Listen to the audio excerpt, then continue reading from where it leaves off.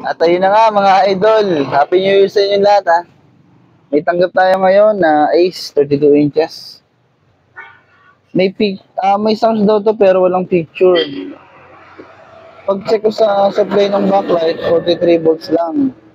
Dapat ang supply niya no, ay mga around 72 volts. Buhay na yung unit pero wala pa din picture.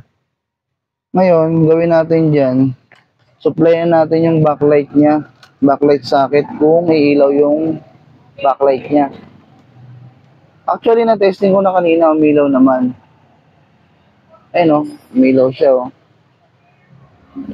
Nag-white yung likod. At may supply siyang 65. Bali, nagre-reduce talaga, auto-reduce yung ating tester eh. Ayun o, tanggalin ko yung supply, mamamatay yung backlight.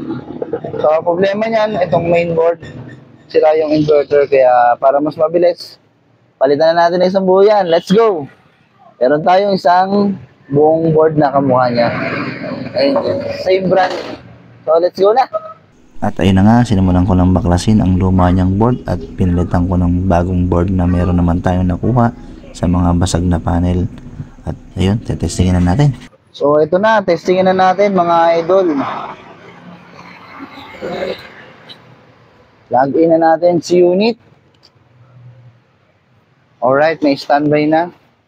5 seconds interval bago pindutin yung power para isang pindutan lang. Wala pa palang 5 seconds. 1, 2, 3, 4, 5. Yun. Buhay na yung backlight nyo. Kita naman, oh. At ayun na nga.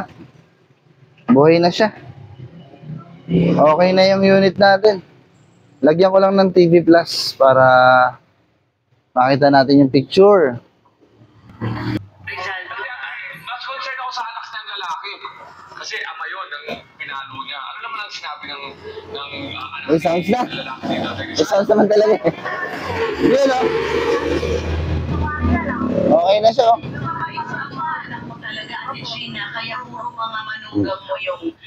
Kaya hindi porkit walang picture, kadalasan backlight talaga lagi. Hindi naman palaging gano'n. Minsan talaga nangyayari na sira yung board. Yung inverter ng backlight, yun ang nagkakaproblema. So yun lang mga idol. Thank you for watching.